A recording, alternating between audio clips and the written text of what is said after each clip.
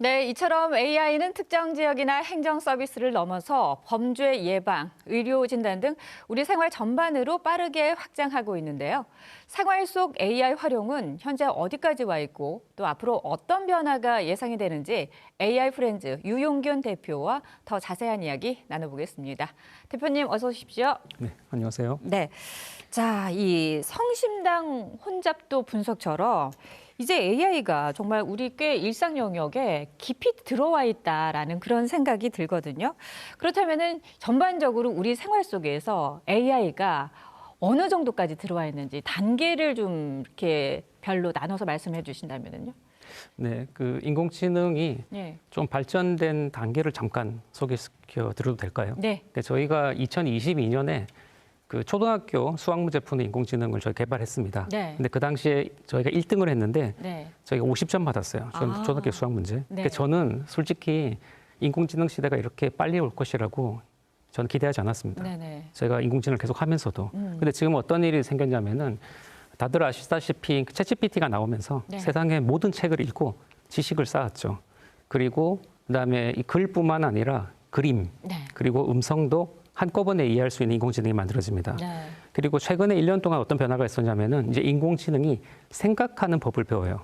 생각. 그러면 이제 생각을 하게 되면서 논리적인 생각까지도 인간보다 더 잘하게 됩니다. 네. 지금 인공지능 서비스 중에서 가장 이제 IQ 검사해 보면 가장 높은 인공지능이 130 정도 나옵니다. 상당히 높네요. 그렇죠. 130 정도 나오니까 보통 인간은 평균이 100이잖아요. 네. 그러니까 사람보다 더 뛰어난 거죠. 지금 뭐 어떤 서울대 교수님께서 발표하신 거 보면은 서울대 학생들보다도 알고리즘 더 잘 짠다 네. 얘기하고 있고, 그리고 요즘에 그 박사급 뭐 자격 시험 이런 문제들도 거의 90점 정도 받습니다. 네. 그런 인공지능이 저도 놀랄 정도로 빠르게 발전하고 있고, 앞으로 몇 년 후에는 어떤 인공지능이 나올지 저도 잘 모르겠어요. 그러니까 2년 동안에 이 50점 맞던 AI가 2년 동안 136이라는 IQ로 발전하기까지 좀 빠른 속도로 이렇게 변하고 있는데, 또 그런 AI가 우리 일상 속에 뭐 교육에서부터 의료까지 상당하게 밀접하게 또 이렇게 깊숙이 침투하고 있다는 생각이 들거든요. 범죄 위험 지역 분석이나 또 의료 분야에서는 뭐 또 조기 진단, 뭐 완전히 진단을 하지 않겠지만 의사의 판단에 도움을 주는 자료를 준다든지, 뭐 AI가 도움을 주는 사례, 뭐 학생들 같은 경우에는 학습에 있어서도 상당한 도움을 주고 있던데, 이렇게 AI 활용이 다양하게 우리 삶에 크게 영향을 미친다면은 가장 많이 크게 변화되는 부분이 있다면 어느 부분일까요? 저는 그 눈에 보이지 않는 부분에서 네. 인공지능이 더 잘 쓰일 거라 생각합니다. 저는 과학기술 분야에서 네. 인공지능이 지금 눈부시게 그 과학기술을 가속화시키는 데 사용할 수 있을 것 네. 봅니다. 지금 원래 이제 과학이라는 건 과학자들이 직접 하는 거잖아요. 네. 근데 이제 앞으로는 인공지능 이런 에이전트들을 이용하면은 예전보다 10배, 100배 네. 더 많은 성과를 낼 수 있고, 그 얘기는 과학기술을 그만큼 더 가속화시킬 수 있다는 얘기고요. 그러면서 우리가 얻는 것은 무엇이냐? 우리가 뭐 질병에서 완전히 해방될 수 있고, 네. 예를 들어서 뭐 태풍 같은 그런 자연재해가 일어났을 때 우리가 그 재해 피해를 안 입을 수도 있고, 네. 또 훨씬 안전한 사회에서 살고 또 풍요로운 삶에서 살 수 있겠죠. 네. 그래서 인공지능은 저희가 직접적으로 우리에게 뭐 챗봇이나 이렇게 기여하는 것보다 그 과학기술 발전을 통해서 얻는 것이 훨씬 더 크다고 생각합니다. AI가 우리가 활용을 함으로 인해서 과학기술이 발전하고 그 과학기술을 받는 것은 맞습니다. 결국은 우리 네. 인간이다. 맞습니다. 예, 그렇군요. 그런데 지금 말씀하신 거 보면 상당히 이제 이상적이고, 왠지 장밋빛일 것 같은 그런 생각도 있지만, 반대로 이 AI를 활용함에 있어서 우려하시는 분들도 많습니다. 그 AI의 활용함으로 인해서 뭐 잘못된 정보로 인한 이 책임 여부에 있어서 책임을 지지 않는다거나, 또 역으로 AI가 사람의 일자리를 대체하거나 오히려 어떻게 보면 사람을 판단하는 그런 역할까지도 하게 된다고 하는데, 생활 속에서 AI 활용을 함에 있어서 저희가 좀 주의하고 신경 써야 될 부분이 있다면 뭐가 있을까요?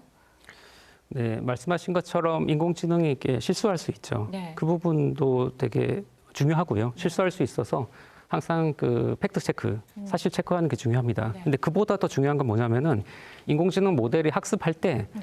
사용자 쪽에서 좀 듣기 좋아하는 말을 해줘요. 아, 그렇군요. 그렇게 피드백 받아왔어요. 네. 그래서 이게 우리도 그 유튜브를 보면은 내가 보고 싶은 영상만 보지 않습니까? 네. 그러니까 이 챗봇도 마찬가지로 내가 듣고 싶은 말을 해줘요. 네. 그러다 보면은 생각이 한쪽으로 편향적으로 가는 거죠. 네.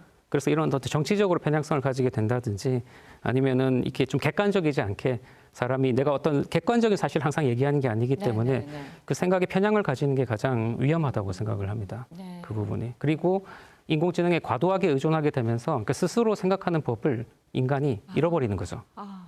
그래서 우리가 생존을 위해서 더 이상 우리가 이렇게 힘을 쓸 필요가 없어지잖아요. 네네. 그렇지만 그것 때문에 이제 건강이 나빠지니까 우리가 운동을 하듯이 그렇죠. 우리가 인공지능 쓰게 되면은 이제 생각할 필요가 없어지니까 생각하는 능력이 떨어지지 않을까 이런 것도 좀 두렵긴 합니다. 네. 그래서 우리가 생각하는 훈련을 따로 하는 날이 올 수도 있을 것 같아요. 그러니까 우리가 AI가 편리해서 너무 의존적으로 사용하게 된다 보면은 우리 일상생활에 기본적으로 지켜져야 할 부분에 있어서도 소홀할 수 있다는 그런 맞습니다. 예, 가장 우려할 부분이라고 말씀을 하셨는데 사실 저희가 지금 일하는 업무 분야에서도 AI를 많이 사용하고 특히 방송 같은 경우에도 뭐 AI 아나운서가 방송을 한다든지 그래서 이제 우리 일자리를 뺏기는 것이 아니냐 뭐 이런 우려도 사실 있기도 합니다. 많은 분들이 이제 일자리들이 AI가 대체함으로 인해서 없어지지 않을까 이런 우려도 많이 하고 그러면서 우리 생활이 달라지지 않을까라는 생각이 드는데 그런 부분에서는 어떻게 전망하고 계세요? 이 AI가 우리 일상생활 안으로 들어옴에 있어서.